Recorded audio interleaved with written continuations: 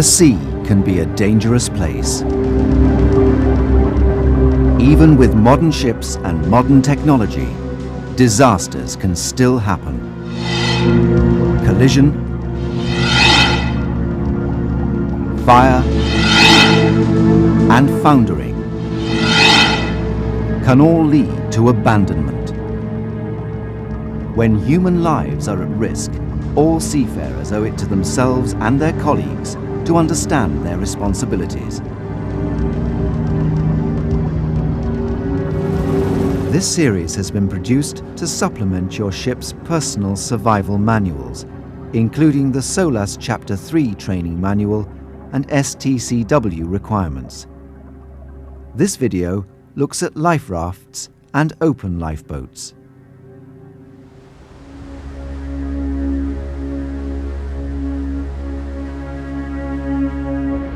The big advantage of Davit-launched life rafts is that the evacuees get away from the ship dry. While they are mustering, the launching party, as designated by the muster list, prepares for embarkation. First, the side rails are made ready. Then the first life raft is prepared. The life raft securing straps are released.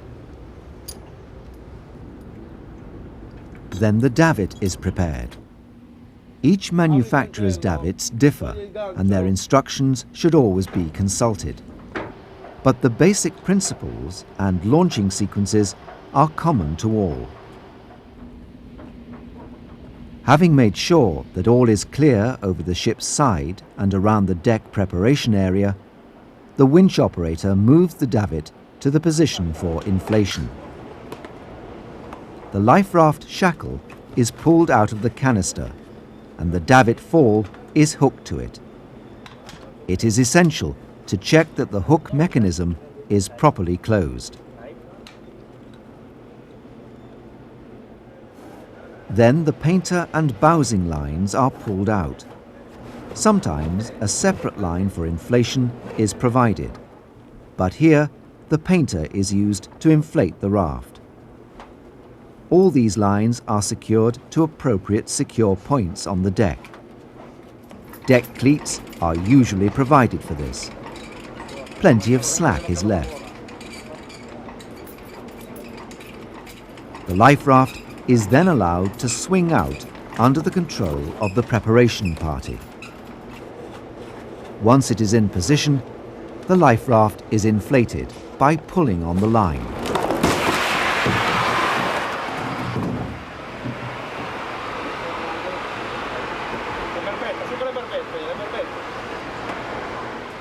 Once inflation is complete, excess gas is released, so inflation will have finished before the noise of gas stops. When fully inflated, the life raft is pulled in tight on the bowsing lines and secured to the embarkation point, ready for boarding. Before anyone embarks, a crew member must check the life raft for any leaks or defects. If there are any faults, or if the life raft is not fully inflated, it will need to be released.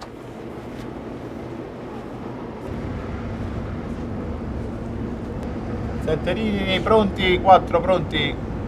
Once it has been checked, the bridge is informed that the life raft is ready. The order is then given for evacuation. The evacuees are then told to board the life raft. Before each person enters, they must remove their footwear. Any sharp objects, such as pens or brooches that could damage the life raft or other people in it, should be taken from them.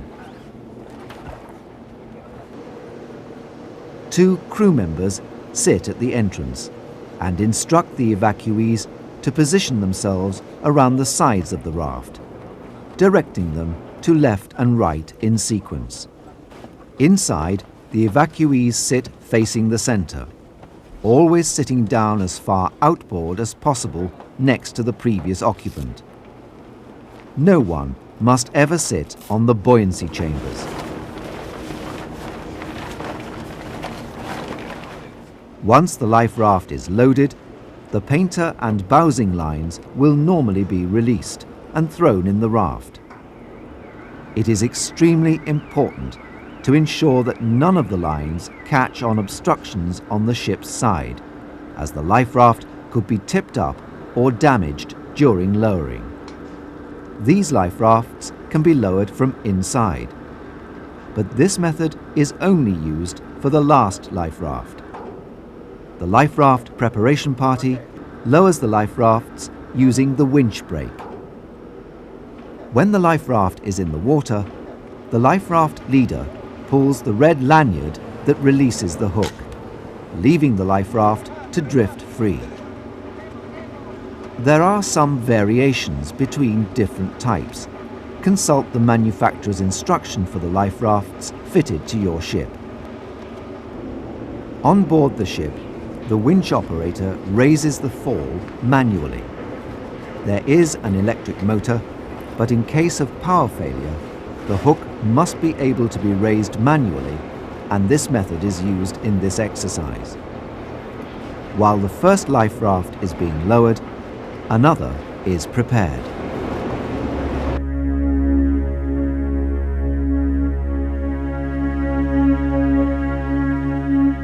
49 passengers and 1 crew in raft 1.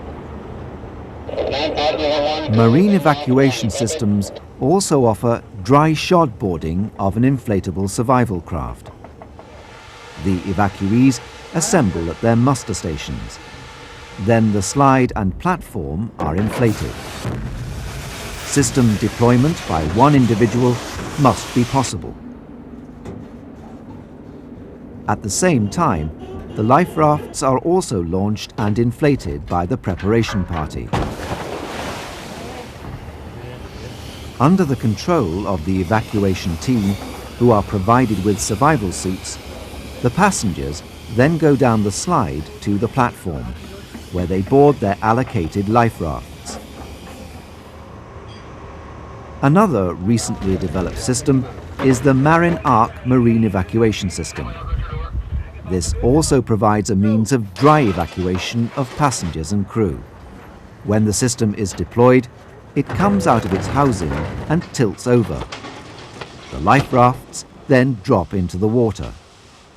As the life rafts leave the stowage, inflation starts automatically. At the same time, the chutes unfold behind the life rafts. The life rafts are held to the side of the ship by bowsing lines attached to wire winch ropes. These bowsing lines are tensioned by an electrically powered winch. When the system is ready, team members position themselves at the top and the bottom of the chutes to direct the flow of evacuees. As each evacuee arrives at the entrance to the chute, they must remove their shoes and glasses. Once in the life raft, the evacuees are helped up, got away from the bottom of the chute, and directed to their places by the life raft team. Evacuation will not begin until the ship's master gives the order. These types of systems are often found on ferries and passenger ships, where they must be capable of evacuating all the passengers within 30 minutes. If your ship has such a system, you must study the manuals and training aids carefully, as exercises with these systems can only be carried out rarely. Their big advantage is that they offer dry boarding of the survival craft. Evacuees who are dry are much less likely to suffer from exposure than those who are wet.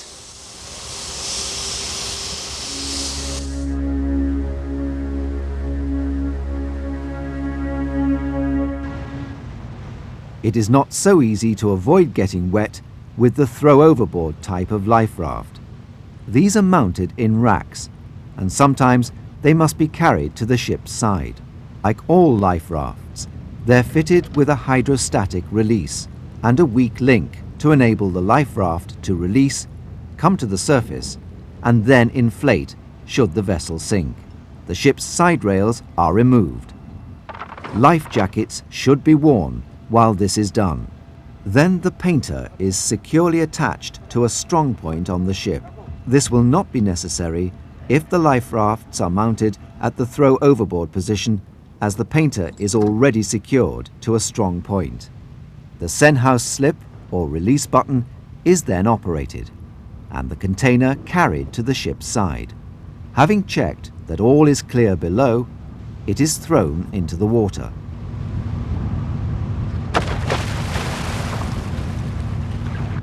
The painter is then hauled in. When free pulling ends, a strong pull is given. This triggers the inflation mechanism.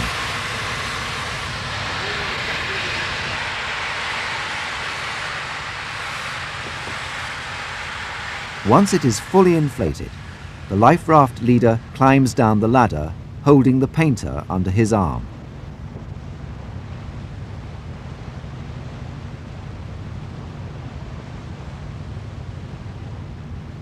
As he descends, the life raft is pulled towards the ship's side. At the bottom of the ladder, he uses the painter to secure it alongside. This may be difficult in rough weather.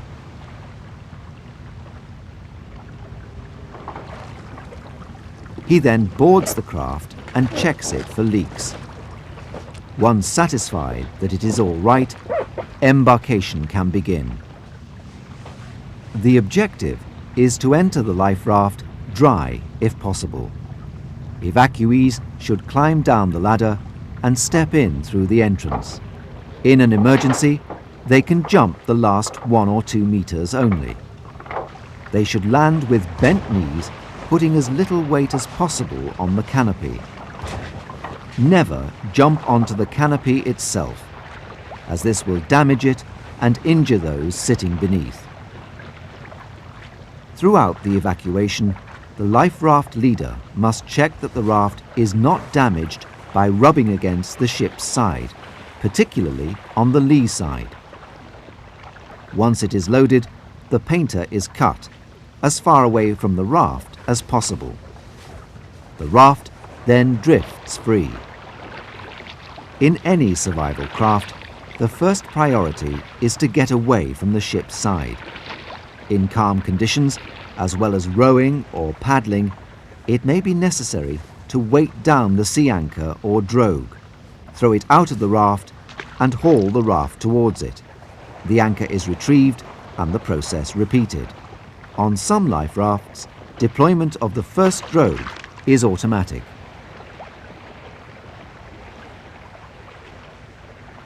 If the raft is on the windward side of the ship, the sea anchor will hold it and the ship will drift away. Controlling the direction of travel of a life raft is not easy. The wind will always be the governing factor. Once away from the ship, the life raft should join up with other survival craft. The rescue boat and any other motor lifeboats will lend assistance. Great care is needed when towing life rafts. If the raft inflates upside down or capsizes, it can be righted. With a large life raft, it is not always easy for one person to do this on their own, in which case 2 people acting together will more easily be able to right it. The best procedure is for the evacuees to take hold of the righting strap and climb onto the raft. Then, while standing on the gas cylinders, haul on the righting strap using their own body weight. As the raft rights, it is important to appreciate both the position of the gas cylinders and that an air pocket may exist under the raft once it is righted.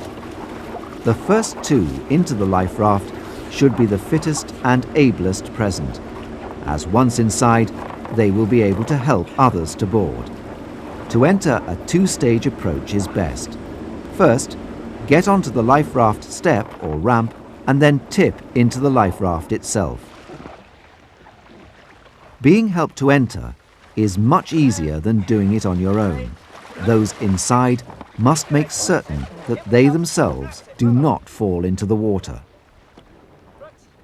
Initially, they should use the buoyancy of the survivor's life jackets to help them, bobbing him or her up and down in the water before hauling them up onto the life raft step and then into the life raft.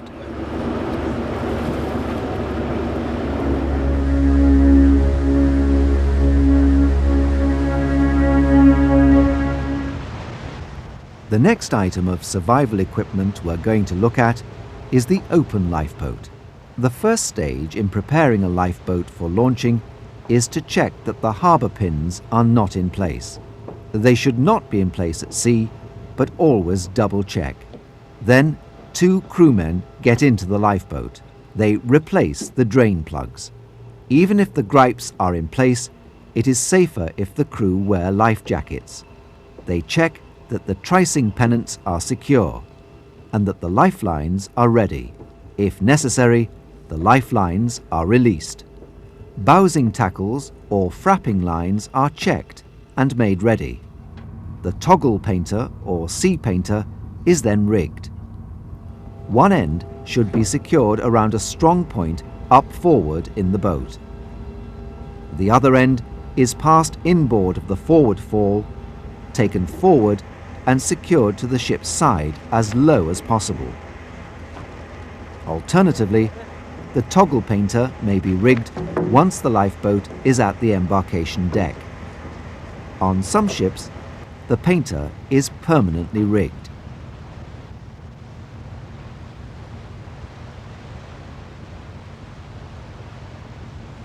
At the embarkation deck level, the handrails are cleared and the embarkation ladder lowered. Open the gate.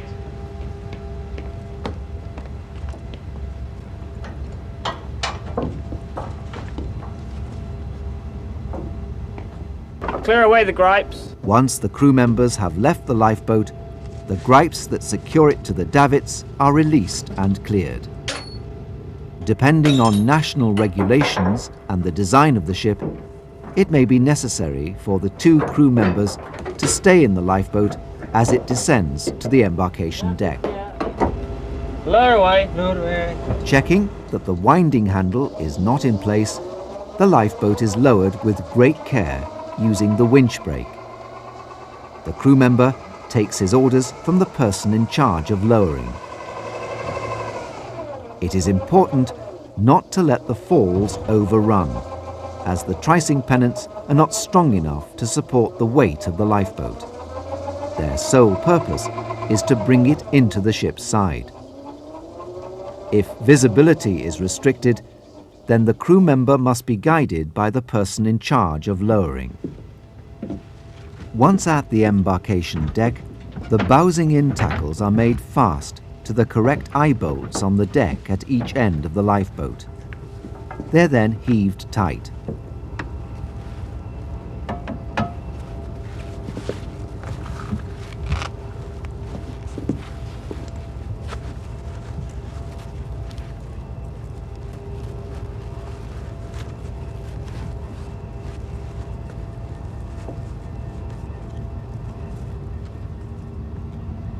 The tricing in pennants are now released together.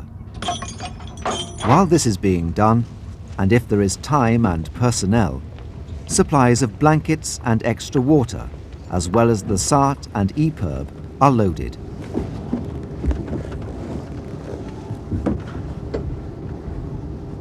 The bridge is informed that the lifeboat is ready for boarding. Deputy Captain, boat preparation party. Yes, go ahead. That's number 1 boat, bounced in, ready for embarkation. Roger, I'll send up the first group of passengers to you now then. Roger. If the lifeboat has an air-cooled engine, this should now be started. Water-cooled engines, which must be able to run for 5 minutes out of the water, are normally started immediately before the lifeboat is lowered from the embarkation platform.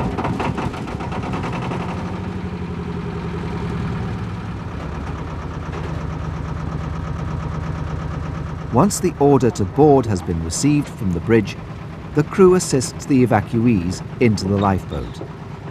The crew members ensure that the occupants sit as low as possible in the boat and that their weight is evenly distributed. Proper leadership is vital in any emergency or survival situation. The coxswain must make it clear to everyone that he is in charge. It is best if this is established before the lifeboat enters the water. When everyone has been accounted for in the lifeboat, the bridge is informed. Bridge, boat preparation party. Yes, go ahead, boat preparation party. That's number 1 lifeboat, all passengers and crew embarked. Permission to launch.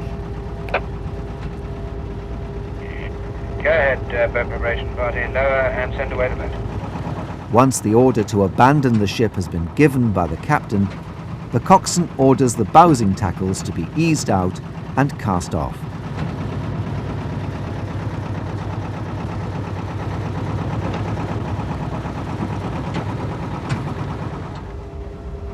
Having first made sure that the water is clear below, the coxswain orders the winch operator to lower the boat.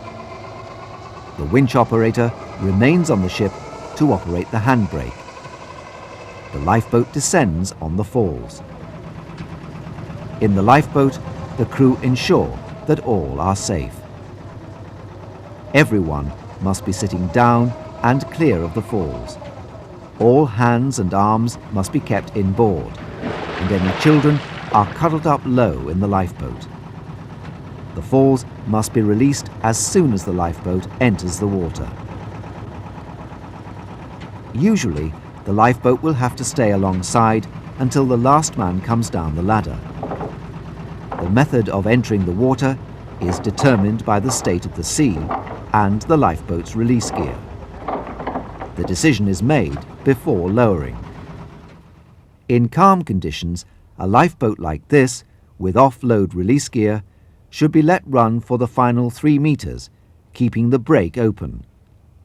The boat will then plunge and overhaul the falls sufficiently for them to be unhooked.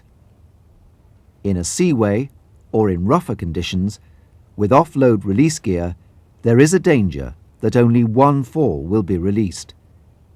To avoid this, the boat should hit the water on or just after the crest of a wave. It is then allowed to drop into the next trough with the brake open. This way, the boat will overhaul the falls so that when it rises on the next wave, the coxswain gives the order, "Let go the falls." If the lifeboat has 2 separate release mechanisms, every effort should be made to release both together. In all cases, occupants should take care to avoid the swinging fall blocks.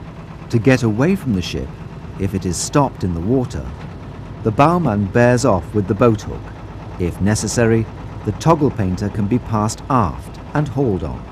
If the ship still has headway, the coxswain puts the tiller towards the ship's side, and once clear, gives the order, "Let go the toggle painter." Once in the water, the skates should be retained and only removed when the abandoned ship has sunk. It is possible that the situation will improve and you may want to reboard your ship. Once the lifeboat is in the water, the coxswain should steer to a safe distance from the abandoned ship, taking into account all prevailing circumstances. This is probably upwind and clear of the bow and stern. All survival craft, and especially those that are motor-powered, must keep a good lookout for any survivors in the water. Once you have congregated with other survival craft and streamed the sea anchor, the priorities are: first, protection against exposure; secondly, helping the rescue services to locate you by keeping a good lookout and using the radio; and thirdly, conserving water supplies. The issues of survival in lifeboats and life rafts are thoroughly explored in the 4th video in this series, Survival. Consult the training manual on your vessel and take every opportunity to participate in all training courses and onboard drills or exercises. Watch this video again. Remember, no one is a survivor until they have been rescued.